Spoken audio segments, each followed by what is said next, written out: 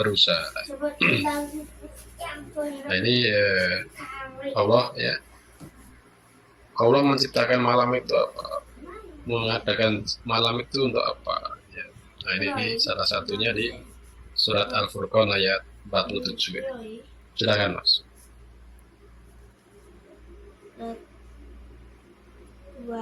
Quran surat Al-Furqan surat ke-25 ayat 47. Wa huwa alladzi ja'ala lakumul laila libasan wan nauma subatan wa ja'alan nahara nusyura. Dan dialah yang menjadikan malam untukmu sebagai pakaian dan tidur untuk istirahat. Dan dia menjadikan siang untuk bangkit berusaha. Ya. Allah menciptakan malam sebagai pakaian ya, dan tidur. Dialah menjadikan bagimu malam sebagai pakaian dan tidur untuk istirahat. Kemudian siang sebagai untuk berjaga, yaitu untuk berusaha.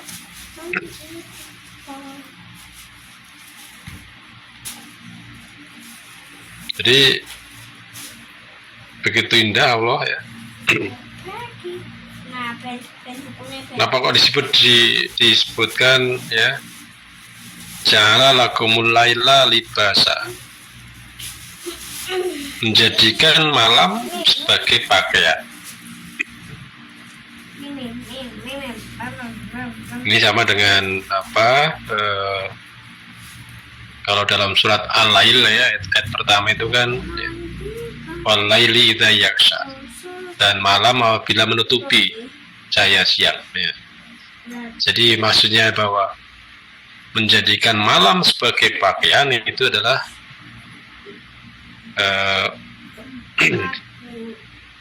malam itu sebagai menutupi ya, menyembunyikan wujud dan menutupinya ya. Jadi kalau malam hari kan banyak yang tidak kelihatan gitu ya. Jadi dengan gelap ya, maka banyak yang bisa tersembunyi, banyak hal yang tertutup. Maka dalam tafsir Ibnu Katsir disebutkan bahwa yang dimaksud dialah yang menjadikan kalian malam sebagai pakaian itu, yaitu menyembunyikan dan menutupinya. Nah, kemudian juga malam itu untuk tidur ya, dan tidur untuk istirahat. Jadi di situ ja'alal laila libasa wan nauma subata, dan tidurmu untuk istirahat. Alias apa? Tidur itu ya, dalam tafsir itu juga disebutkan, yaitu menghentikan semua gerakan untuk istirahat ya, agar tubuh menjadi segar kembali. Jadi Allah dalam surat Al-Furqan ini menjelaskan bahwa Allah itu menjadikan malam sebagai pakaian, kemudian menjadikan tidur ya, untuk istirahat, dan menjadikan siang untuk berusaha. Wa ja'alan nahara nusyura. Maka di situ yang tadi ya, laila libasa ya, menjadikan malam sebagai pakaian alias menutupi ya. Di malam itu kan tadi dengan gelap ya, maka banyak yang bisa tersembunyi, banyak yang tertutupi. Kemudian tidur itu adalah untuk istirahat. Jadi dengan tidur semua gerakan, semua aktivitas itu berhenti dengan tujuan agar tubuh itu segar kembali.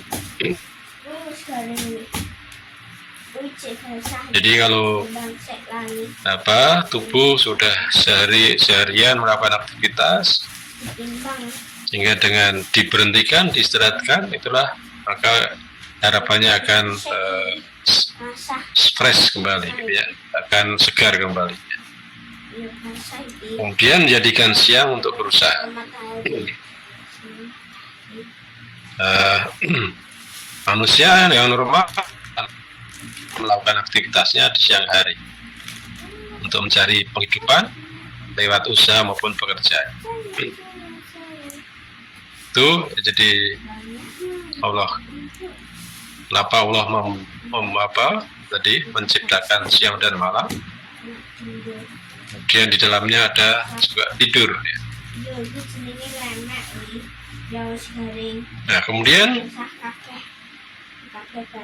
dengan kemahakuasaan Allah tadi, Allah menciptakan siang dan malam, kemudian juga membuat, ya,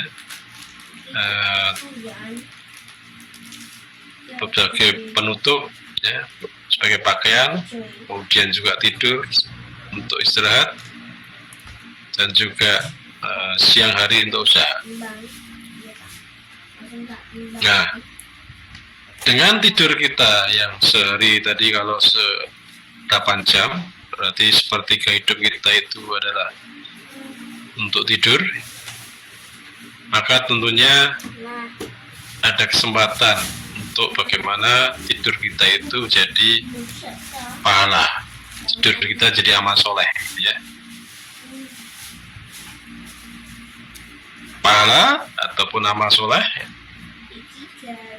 itu kan sudah pernah kita bahas bahwa segala sesuatu yang kita laksanakan akan menjadi amal soleh kita selama memenuhi 2 hal, minimal 2 hal, yaitu ikhlas karena Allah, dan yang kedua ittiba Rasul. Makanya para sahabat itu juga bagaimana dengan tidur tadi itu bisa jadi amal soleh, bisa mendapatkan pahala di situ. Maka Mu'adz bin Jabal pernah mengatakan, sesungguhnya aku berharap pahala dari tidurku sebagaimana aku berharap dari sholatku. Jadi kita mengerjakan sholat itu kan ibadah, ya. Dengan sholat tentunya harapannya adalah mendapatkan, ya, balasan di sisi Allah, mendapatkan pahala di situ. Maka ini juga bagaimana tidur juga jadi pahala. Itulah bagi orang yang menginginkan kehidupan yang baik di akhirat, bagi siapa yang bagaimana mendapatkan banyak di akhirat, termasuk bagaimana tidurnya itu pun tidur yang jadi amal solehnya. Kemudian juga kalau kita perhatikan dari tidur, orang yang dalam keadaan tidur itu ada suatu keistimewaan, Maka tadi di samping sebagai potensi jadi amal soleh, ini juga ada keistimewaan lain, bahwa orang yang tidur itu diangkat pena.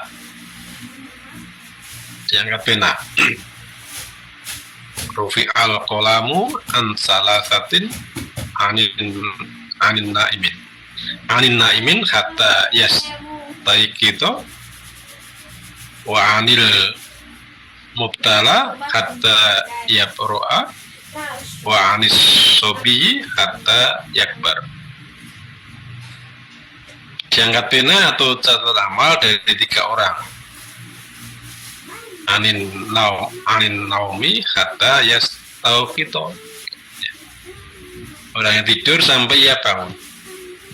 Wa anil mubtala hatta yabro'a. Orang gila sampai sembuh.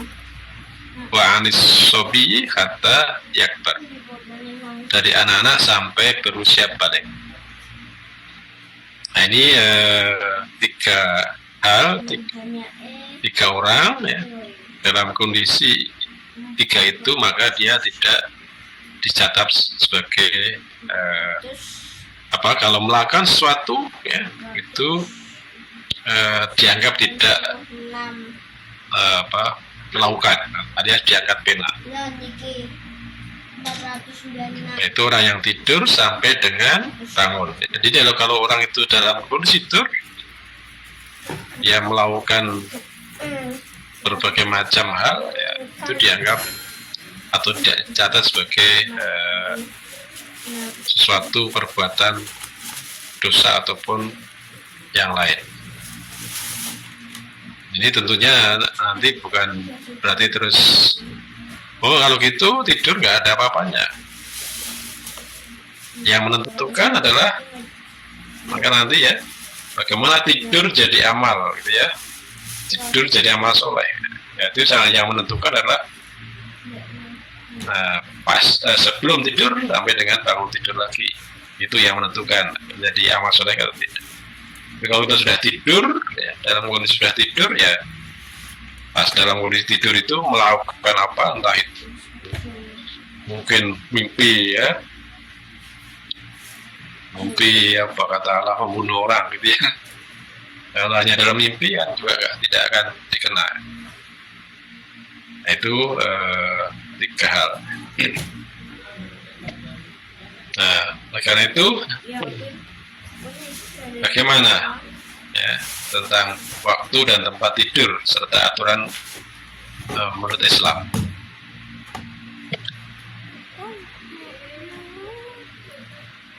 Yang pertama ini kita lihat beberapa waktu tidur ya.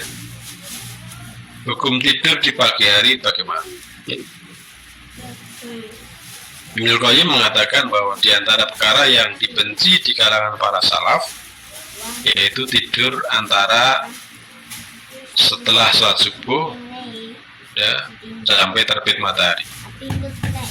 Jadi kalau kita sudah sholat subuh, selesai sholat subuh itu ya sampai terbit matahari itu dibenci oleh para pendahulu ya.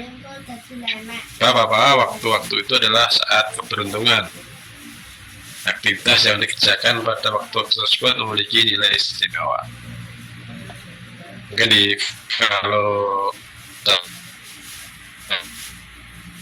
kalian bisa ngecek di YouTube itu juga banyak beberapa video tentang bagaimana tidur di pagi hari. Nah, diantaranya bahwa pagi hari itu di sana dikatakan ada keberkahan. Dari Sakhar bin Wada'ah al-Ghomiti bahwa Rasulullah SAW berdoa, ya Allah berkailah umatku pada pagi harinya. Allahumma barik li ummati fi bukuriha. Ya Allah berkailah umatku pada pagi hari. Dan zaman Rasulullah pun ya, jika mengirim pasukan ekspedisi atau pasukan perang, beliau SAW juga mengutus mereka di pagi hari. Jadi Ibnu Sakhar ini adalah orang pedagang, maka ia mengirim dagangannya juga pagi hari. Dia menjadi kaya dan hartanya pun juga melimpah. Nah ini berkah di pagi hari. Kemudian apa sih yang dilaksanakan, diamalkan oleh Rasulullah pada pagi hari gitu ya. Di antaranya beliau memanfaatkan ya, waktu ya, setelah sholat subuh sampai terbit matahari. Tentunya juga banyak untuk berzikir. Bagaimana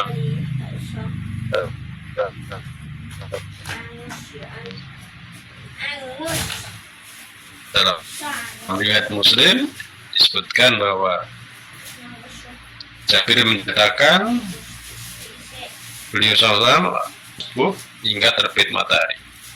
Apabila matahari terbit, beliau SAW berdiri meninggalkan tempat sholat. Kemudian dulu para sahabat biasa berbincang-bincang atau guyon mengenai perkara jahiliyah. Lalu mereka tertawa. Sedangkan beliau SAW hanya tersenyum saja. Jadi kalau Rasulullah ya, ini habis sholat subuh itu ya tetap duduk di situ tempat sholatnya tadi. Ya, apa yang dilakukan? Tidak secara spesifik disebutkan. Ya tentunya mungkin zikir kepada Allah tadi.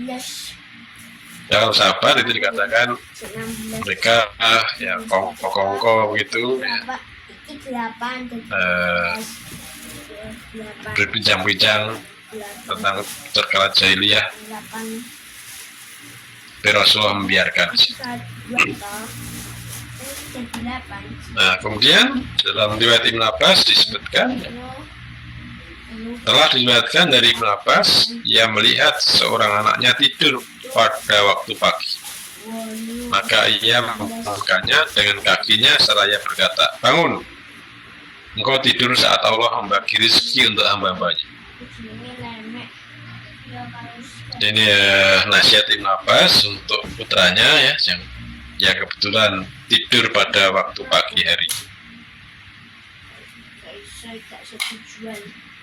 Kemudian riwayat Abdullah bin Amr, diriwayatkan dari Abdullah bin Amr bin Al-As radhiyallahu anhu, ia berkata, tidur ada 3 macam. Tidur orang rusak, tidur orang berakhlak, dan tidur orang dungu.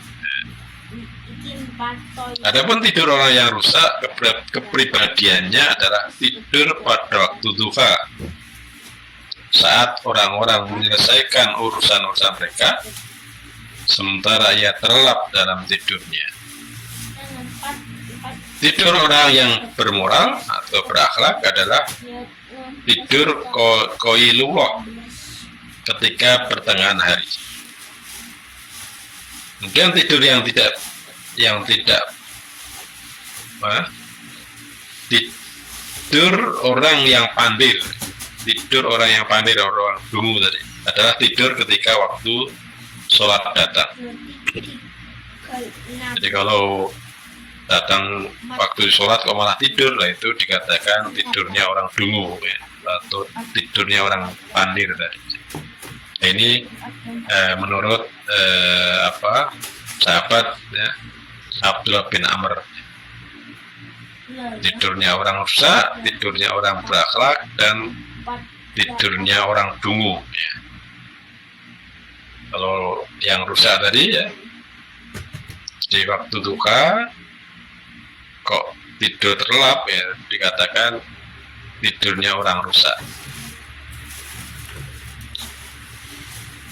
Kemudian di riwayat Urwah mengatakan bahwa sungguh jika aku mendengar bahwa seorang itu tidur di waktu pagi, maka aku pun merasa tidak suka dengan dirinya. Jadi ini sesungguhnya jika aku berarti ini aku Rasulullah ya. Ini Urwah kan menceritakan bahwa sesungguhnya jika aku mendengar ya, seseorang tidur di waktu pagi, maka aku pun tidak merasa suka dengan dirinya. Alias bahwa tidur di waktu pagi ya. Jadi apalagi habis kalau Rasulullah tadi ya, Rasulullah habis sholat subuh sampai dengan terbit matahari itu menghindari tidur, dan juga sholat waktu duka dari orang banyak bekerja di situ. Nah, kemudian tadi dari sahabat ini Abdullah bin Amr tadi gitu kan, salah satunya ada tidur orang berakhlak atau yaitu qailullah. Apa itu qailullah? Adalah tidur pada pertengahan siang ketika hampir waktu zawal atau terbitnya matahari, sebelum atau selepas. alias tidur di siang hari ya. Nah, ya, orang menyebutnya dengan quick nap, jadi tidur siang hari tapi tidak lama. Itu qailullah.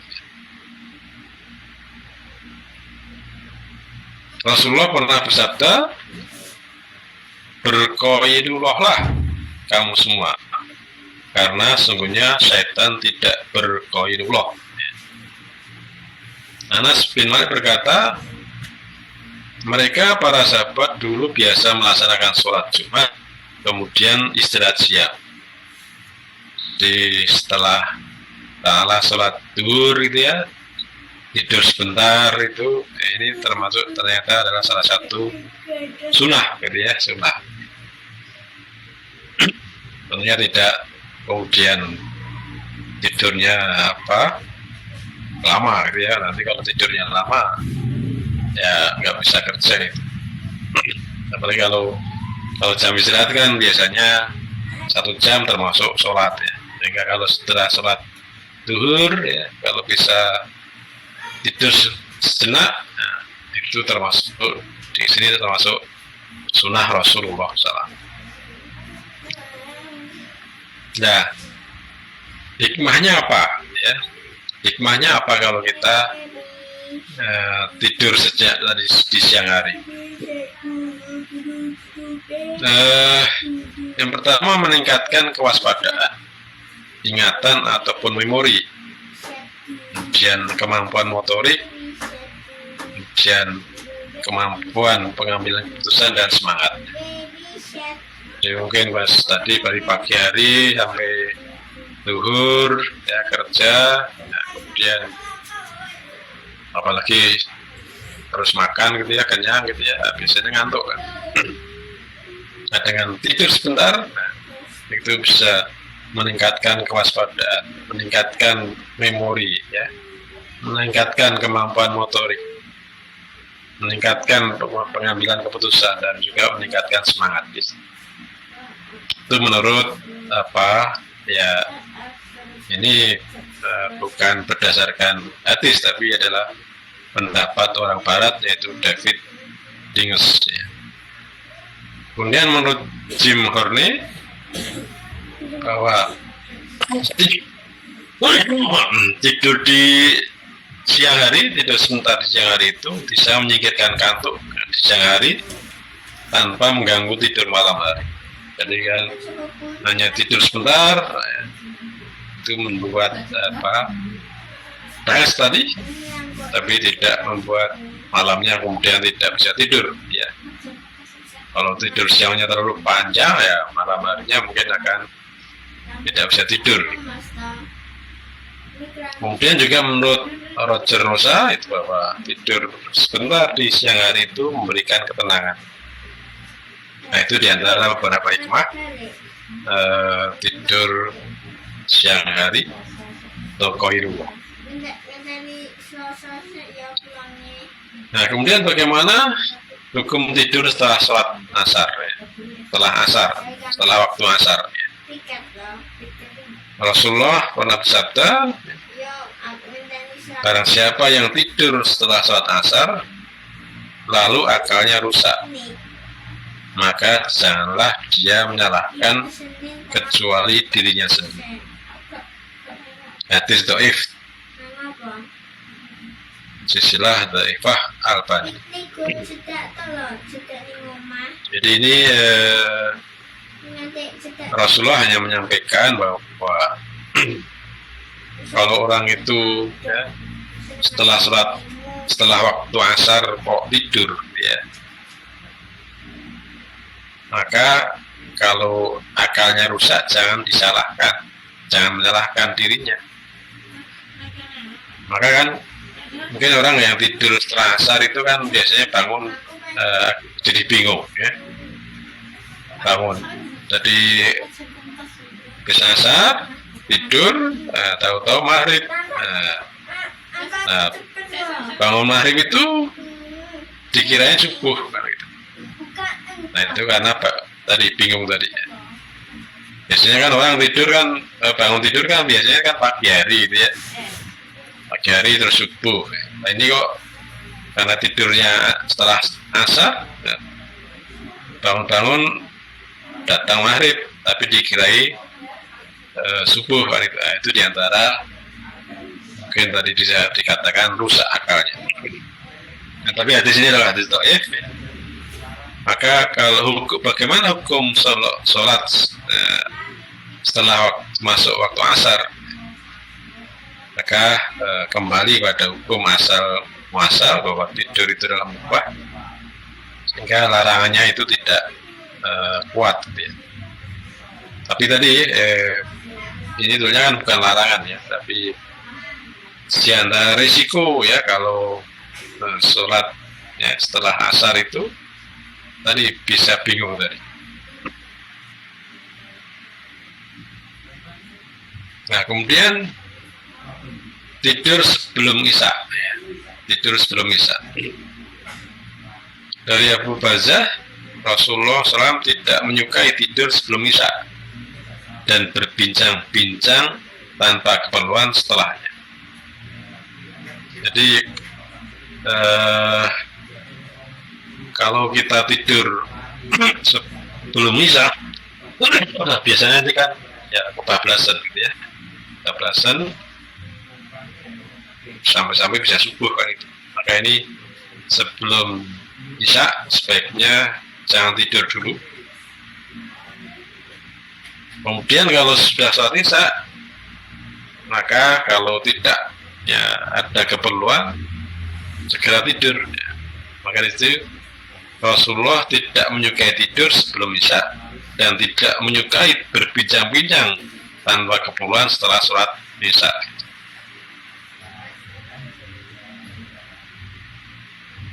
Nah kemudian bagaimana kalau puasa ya? Ini kan bulan Maret, nanti kan Ramadan ya, atau mungkin yang biasa puasa sunnah, entah itu soal puasa Ayyamul Bid, mungkin Senin Kamis atau juga Daud ya. Dikatakan bahwa tidurnya orang berpuasa adalah ibadah, diamnya adalah tasbih, doanya mustajab dan amalnya diterima.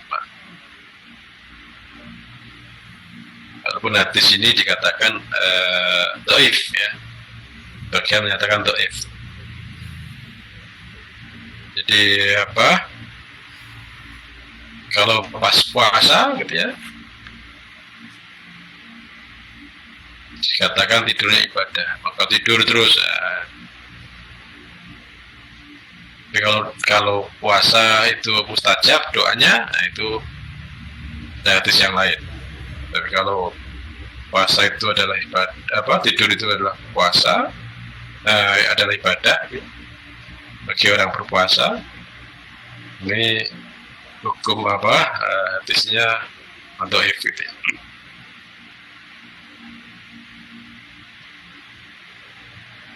Nah kemudian kalau kita tidur itu sebaiknya di mana?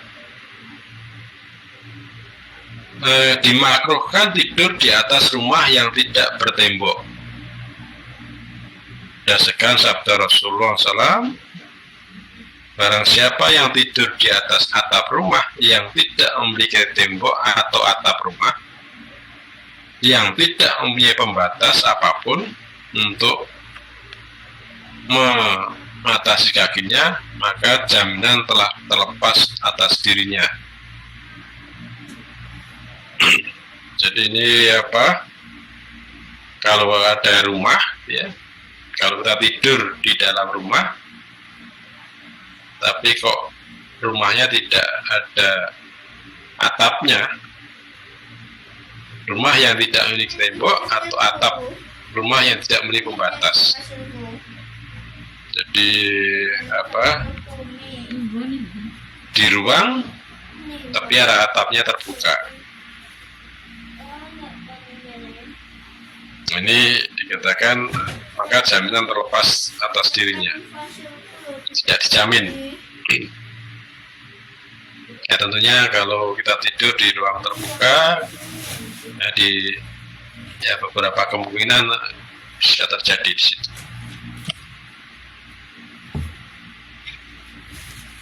Kemudian tidur di masjid. Di masa Rasulullah SAW kami juga tidur siang di masjid.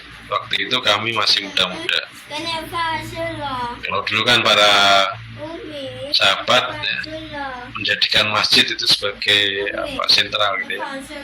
Sekarang kan masjid-masjid nggak boleh untuk tidur ya. Jadi kalau di banyak masjid itu ditulis sih tidak dilarang tidur di masjid. Ya mungkin karena banyak yang menyalahgunakan. Video itu ya di Ibnu Majah ini, zaman Rasulullah dulu para pemudanya itu tidur siang di masjid gitu ya. Kemudian tidur saat khutbah Jumat. Jika salah seorang dari kalian merasa ngantuk di masjid di hari Jumat, hendaklah ia berpindah dari tempat duduknya ke tempat lain. Jadi kalau pas ya khutbah Jumat ya, itu kan kita suruh memperhatikan. Pada saat khutbah Jumat itu kan suruh memperhatikan. Maka jika merasa ngantuk, hendaklah ia berpindah dari tempat duduknya ke tempat lain. Supaya apa? Supaya ya terjaga ya. Maka biasanya kan kalau misalnya di tempat pertemuan atau apa ya, biar nggak ngantuk atau ngantuknya hilang, semua suruh berdiri gitu ya. Itu untuk apa? Yang tadi mengurangi rasa kantuk tadi. Nah itu beberapa hal yang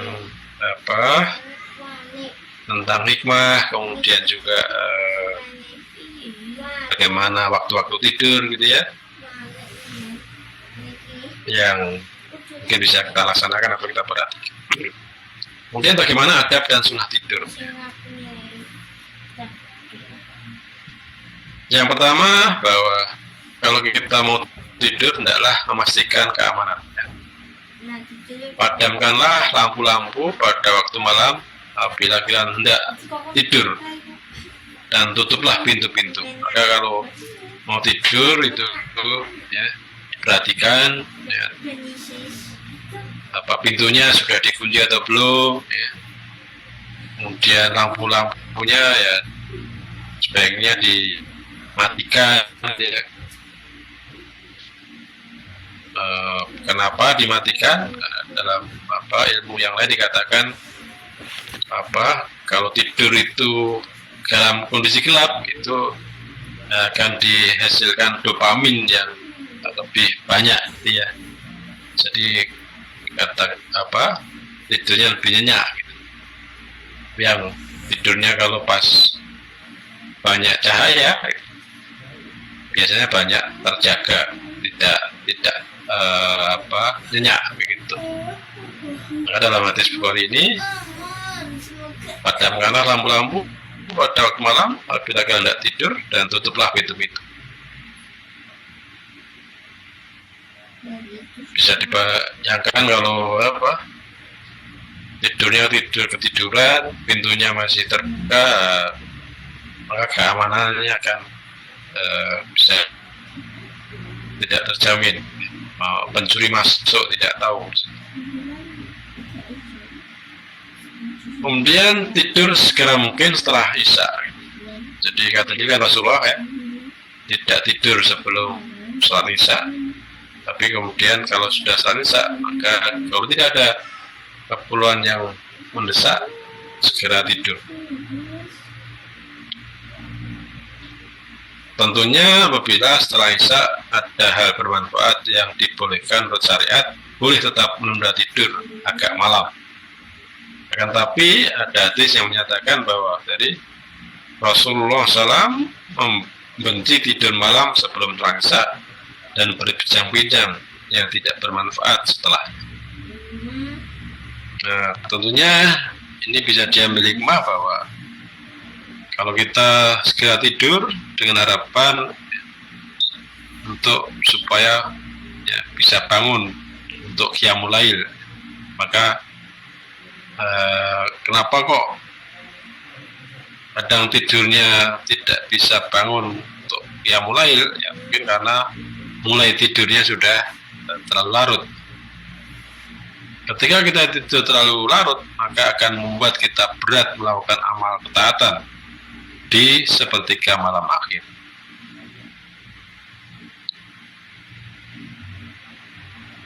Kemudian berikutnya bahwa hendaknya atau kita disunahkan itu berwudu, ya. Idza ataita mat bihaka fatawaddu wudu'aka lis-shalah. Apabila engkau mendatangi tempat tidurmu, maka hendaklah engkau berwudu seperti wudumu untuk sholatnya. Jadi kalau kita mau tidur, ya, datangi tempat tidur, ini disunahkan untuk berwudu terlebih dahulu. Kalau tadi ya entah mengunci pintu dulu, kemudian berwudu, atau berwudu dulu kemudian mengunci pintu, ya. Biar jelas itu sebelum kita mulai tidur, datang ke tempat tidur, disunahkan untuk berwudu. Maka sebelum tidur biasakanlah berwudu, ya.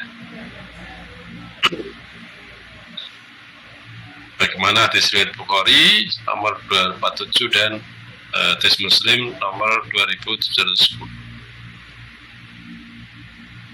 Kemudian ada juga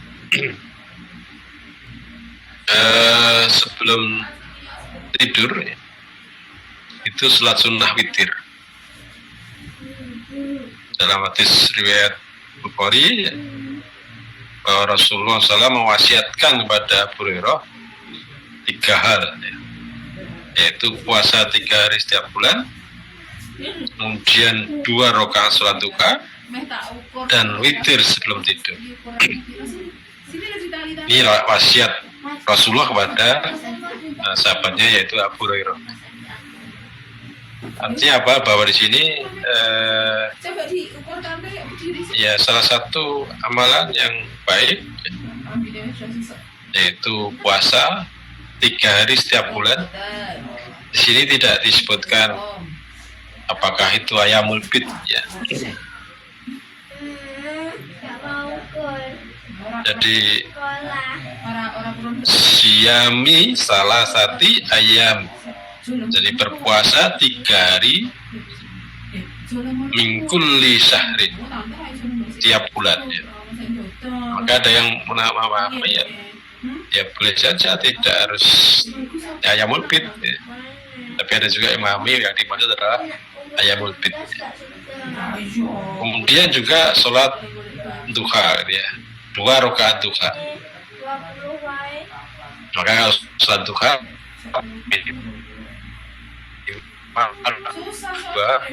dua rakaat. Kalau mau kadang juga 8, ya, pernah juga 8 rakaat. Maka di situ, ya, sholat duha minimal 2 rakaat. Kemudian witir sebelum tidur, ada riwayat lain dikatakan kalau Umar itu khawatir nanti tidak bisa bangun, maka witir dulu sebelum tidur. Tapi Abu Bakar karena orangnya kuat, gitu, ya, yakin, maka beliau witir sesudah tidur, ya. Jadi sholat, ya, tidur, kemudian qiyamul lail diakhiri dengan witir.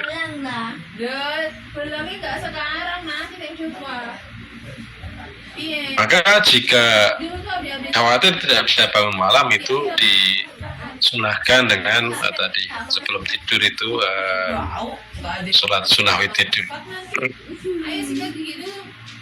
Jadi jika khawatir tidak bisa qiyamul lail atau bangun malam, disunahkan pula sholat witir terlebih dahulu sebelum tidur. Jadi kalau misalnya tidur kita sudah, wah ini malam ini, ya, jadi kayaknya untuk bangun sepertiga malam kayaknya mungkin berat, maka bisa juga sholat sunnah dulu, sholat witir terlebih dahulu.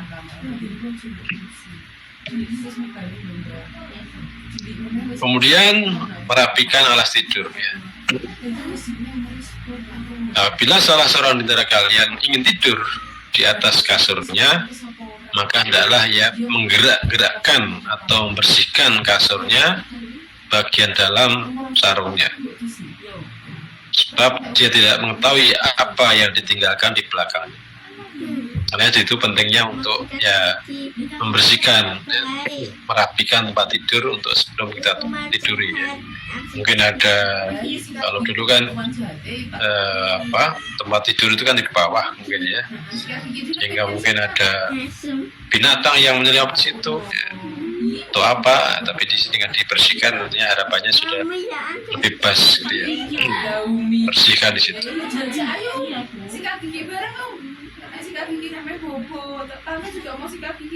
Dalam hadis disebutkan bahwa bila seorang dari kalian mau tidur, maka hendaklah mengibaskan kainnya di tempat tidurnya.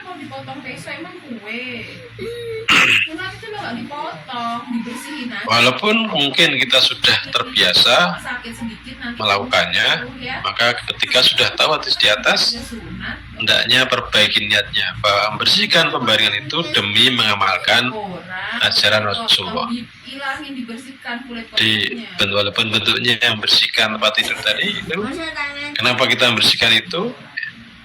Oh, ingat itulah sunnah Rasulullah ya. Jadi tidak hanya sekedar mungkin sudah terbiasa. Nah, kemudian jangan lupa berzikir dan berdoa. Tidaklah seorang muslim tidur malam hari dengan zikir dan bersuci, lalu bangun pada malamnya, kemudian minta kepada Allah kebaikan dunia akhirat, kecuali Allah akan mengabulkan permohonan.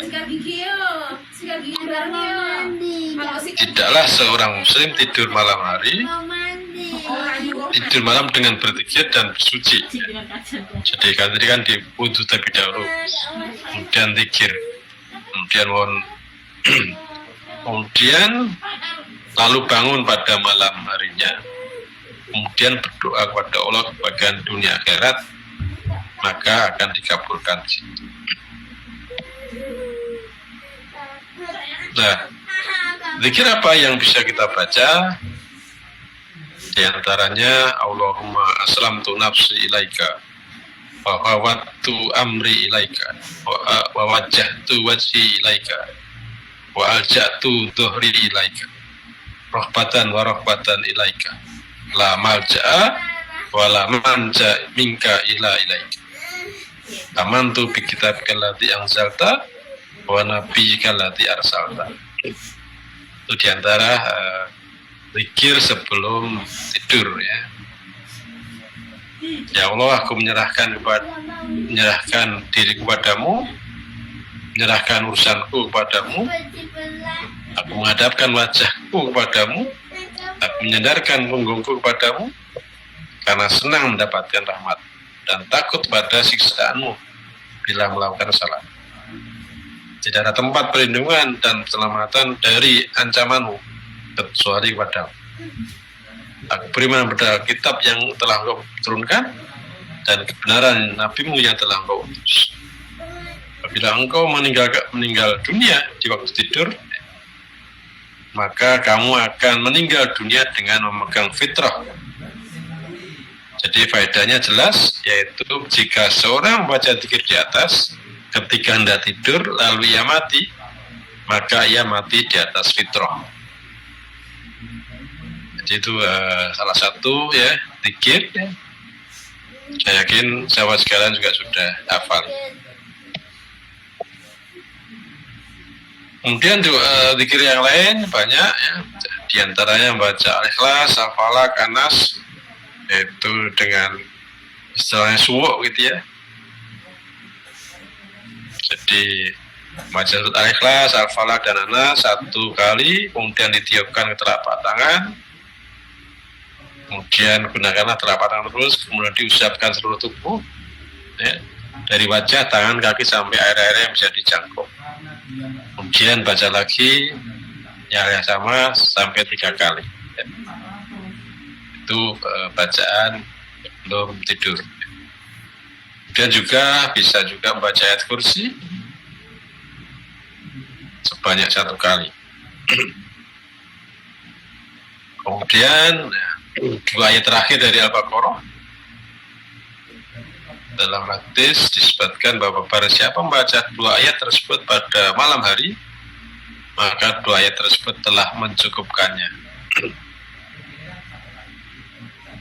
Kemudian surat Al-Kafirun, ya. Berdasarkan hadis bahwa Rasulullah SAW mengajarkan mengajarkan sahabat Naufal membaca surat Al-Kafirun sebelum tidur. Kemudian juga surat Al-Mulk dan As-Sajdah. Berdasarkan riwayat atau penjelasan Jabir bin Abdullah, beliau berkata, tidaklah Rasulullah SAW tidur sampai beliau membaca Alif Lam Mim Tanzilus Sajdah, surat As-Sajdah dan juga Tabarakalladzi biyadihil mulk, surat Al-Mulk.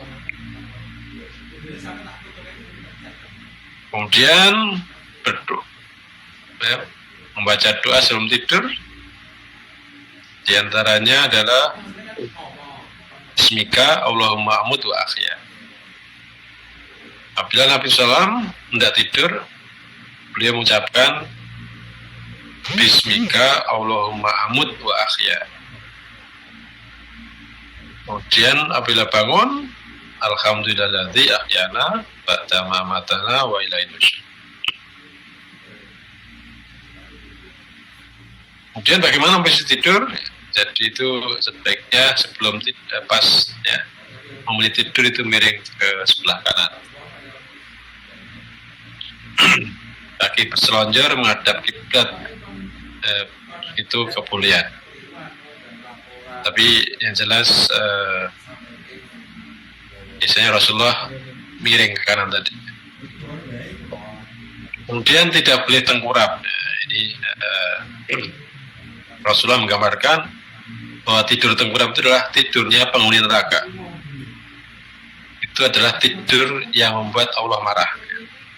Maka kalau mau tidur jangan tengkurap, tapi jadi disunahkan adalah miring ke kanan tadi. Jadi mengambil posisi berbaring yang tidak tepat, yang mengambil posisi berbaring yang tepat, kemudian hindari tidur tengkurap. Rasulullah menjelaskan dalam hadis Bukhari, berbaringlah di atas rusuk sebelah kanan. Kemudian Rasulullah juga disebutkan apabila tidur meletakkan tangan kanannya di bawah pipi kanannya. Kemudian Rasulullah melarang untuk tidur tengkurap tadi. Sesungguhnya posisi tidur tengkurap itu adalah posisi tidur yang dimurkai Allah Azza wa Jalla. Nah, kemudian bagaimana kalau saat bermimpi buruk? Apabila seorang di antara kalian bermimpi buruk, hendaklah ia meludah sebelah kirinya 3 kali dan berlindunglah kepada Allah dari setan 3 kali. Lalu hendaklah dia berpindah dari posisi yang semula. Nah ini tentunya kalau dulu kan zaman Rasulullah kan kamarnya itu kan masih pasir gitu ya, kanan kiri pasir gitu ya. Sehingga kalau meludah ke kiri, kalau sekarang rumahnya keramik gitu ya, nah ini meludah kan jadi masalah. Tapi yang intinya di situ adalah karena berlindung pada Allah tadi. Nah kemudian saat bangun tidur, hendaknya tentunya berdoa dan segera melaksanakan sholat. Rasulullah SAW menceritakan, setan mengikat pada tengkuk setiap orang di antara kalian dengan 3 ikatan pada saat kita tidur. Dan setiap simpulnya ditiupkanlah atau dibisikkanlah kepadanya orang tidur itu. Itu bagimu malam yang panjang, tidurlah dengan itu. Maka bila ia bangun dan menyebut nama Allah, yakni berdoa, maka terurailah 1 simpul. Kemudian apabila ia berwudu, maka terurailah simbol yang kedua. Kemudian apabila ia sholat, maka terurailah simbol yang ketiga atau yang terakhir. Maka ia berpagi hari dalam keadaan segar dan bersih jiwanya. Jika tidak, maka ia berpagi hari dalam keadaan kotor jiwanya dan malas. Jadi bangun tidur, satu berdoa tadi, alhamdulillah ahyana ba'da mamatan wa nusyur, kemudian segera berwudu dan segera sholat, maka akan fresh di situ, akan hilang 3 ikatan dari setan. Nah, itulah sahabat sekalian, al-ikhmal tentang tidur ya. Saya yakin sahabat semua juga sudah membiasakannya. Mudah-mudahan ini mungkin ada beberapa yang mungkin kita terlewat atau mungkin lupa, ya mudah-mudahan mengingatkan lagi. Demikian, mudah-mudahan bisa kita amalkan sehingga tidur kita betul-betul tidur yang jadi amal soleh kita. Demikian, Assalamualaikum warahmatullahi wabarakatuh. Waalaikumsalam warahmatullahi wabarakatuh. Terima kasih penjabarannya Ustadz Amir Husni terkait tema malam hari ini, yakni tentang keutamaan dan hikmah tidur. Sebelum ke pertanyaan tertulis, masih ada waktu, barangkali ada yang mau bertanya langsung, bisa diaktifkan mikrofonnya, monggo.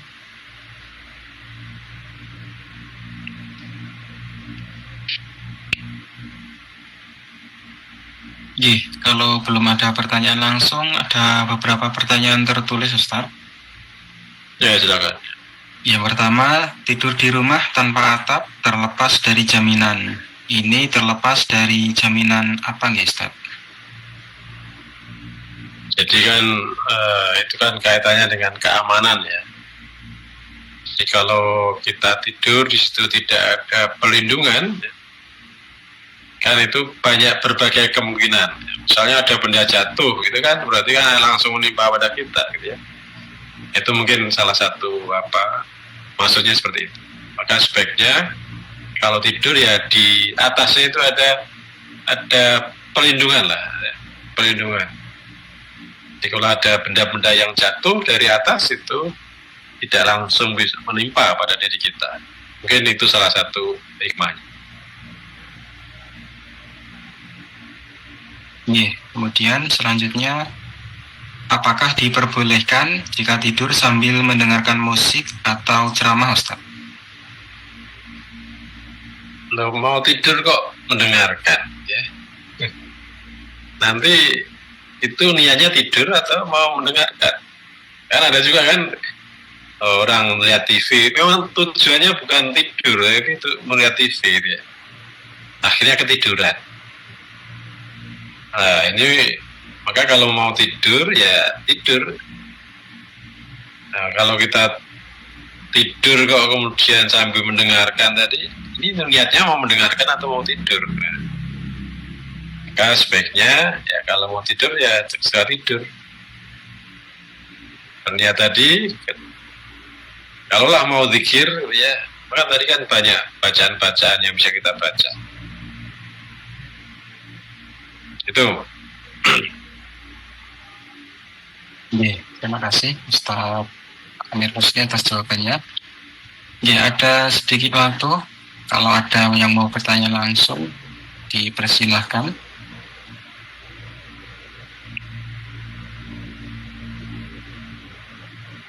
Saya Ustaz. Silakan Winarsi. Assalamualaikum warahmatullahi wabarakatuh. Saya Winarsi di Hongkong, Ustaz. Waalaikumsalam warahmatullahi wabarakatuh. Iya, monggo Bu Asy. Kami di sini menjadi TKW itu kan jam tidurnya itu nggak tentu.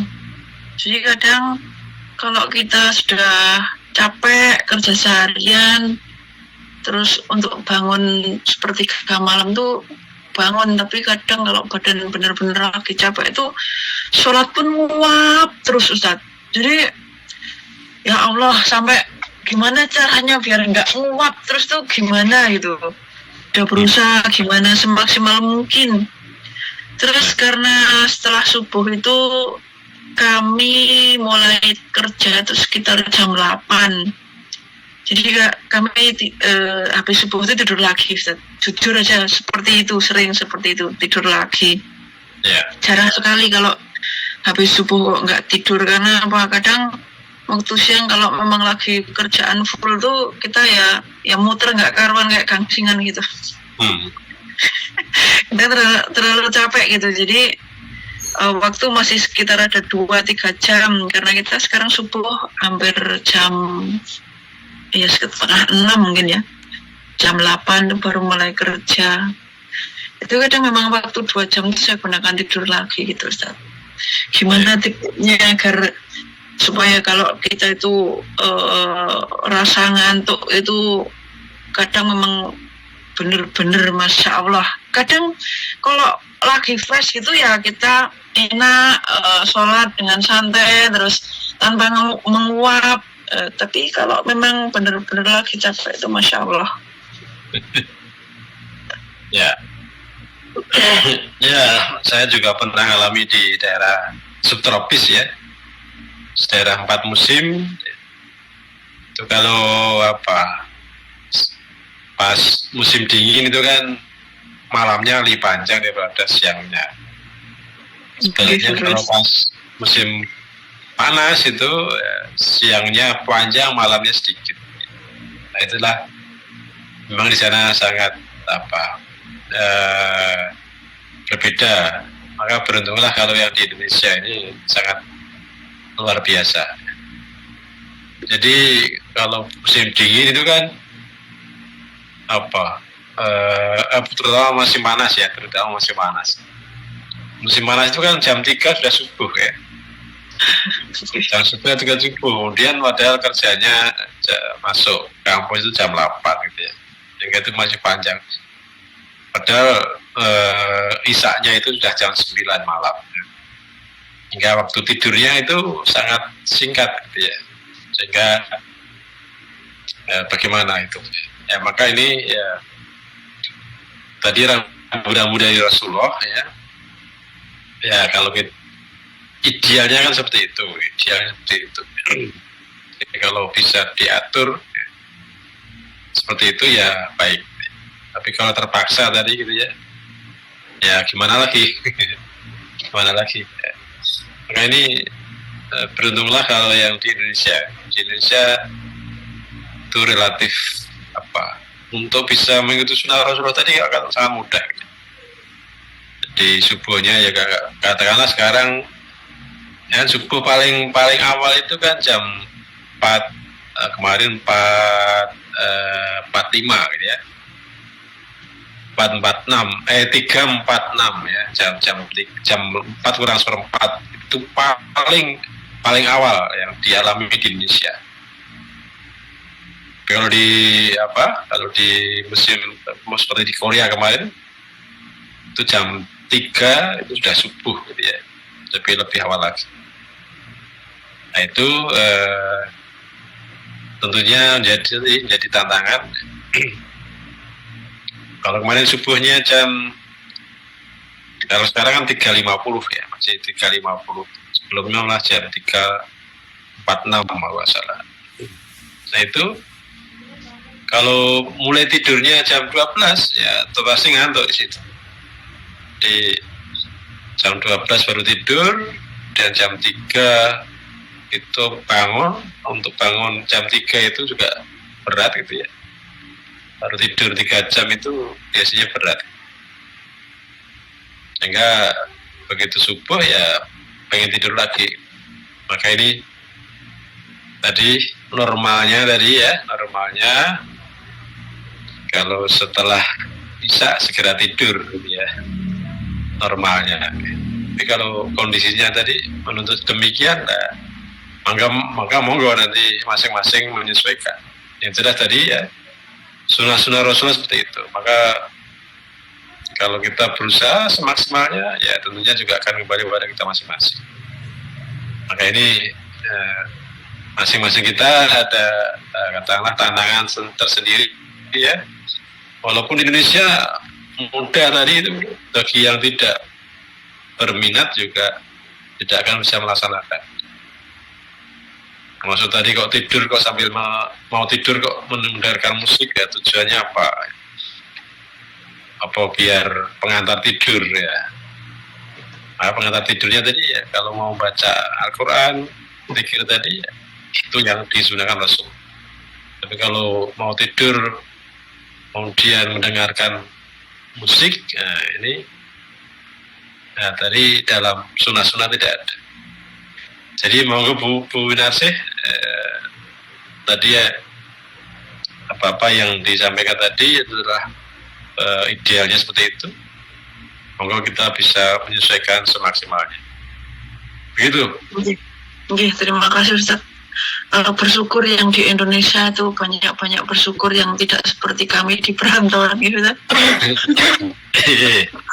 Kadang pas tasin kami di rumah ramai sekali, harus keluar rumah di depan lift, tiba-tiba rumah yang jarang dibuka itu dibuka, kita sudah gemeter bawa kursi kecil, bawa Al-Quran, baca gerogiah. Masya Allah, di Indonesia nggak akan terjadi seperti itu.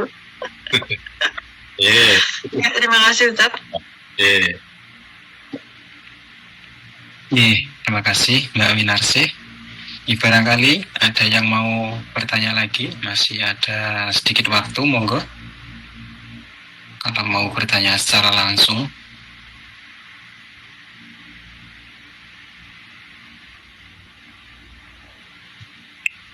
Untuk pertanyaan belum ada lagi, Ustaz. Mungkin bisa penutupan atau diakhiri. Baik, sahabat sekalian, ya, jadi topik yang kita bahas malam hari ini topik yang ringan, hanya mengingatkan saja, mungkin ada yang terlewat, ya, atau sebetulnya sudah tahu karena tidak dibiasakan sehingga jangan lupa. Mudah-mudahan tadi dengan diingatkan tadi kita bisa melaksanakan semaksimalnya sehingga tidur kita adalah tidur yang jadi amal soleh kita, gitu ya. Oke, demikian. Terima kasih. Mudah-mudahan semua sehat walafiat dan dalam ridho Allah Ta'ala. Assalamualaikum warahmatullahi wabarakatuh. Waalaikumsalam warahmatullahi wabarakatuh. Ya, alhamdulillah. Terima kasih Ustadz Amir Husni atas tausiahnya pada malam hari ini. Laporan terakhir ini yang menyimak di Facebook ada 14, yang menyimak di YouTube ada sekitar 16. Dan yang terakhir tergabung di Zoom ada 21 akun, Ustaz. Seperti itu laporan terakhir. Semoga Ustaz Amir Husni beserta keluarga selalu diberikan kesehatan dan keberkahan. Semoga kita urusannya malam hari ini Ustaz di Mataram Ustaz. Tambahan informasi yang tahu Masya Allah menyempatkan waktu untuk mengisi kajian online Kompas Korea. Alhamdulillah, dan semoga tetap istiqomah dan bisa mengambil pelajaran apa yang disampaikan oleh Ustadz Amir Husni untuk semuanya, saudara-saudari semuanya. Untuk itu kajian pada malam hari ini akan kami akhiri. Banyak kurangnya kami mohon maaf. Subhanakallahumma wa bihamdika asyhadu an la ilaha illa anta astaghfiruka wa atubu ilaik. Wassalamualaikum warahmatullahi wabarakatuh. Waalaikumsalam warahmatullahi wabarakatuh. Terima kasih Ustaz.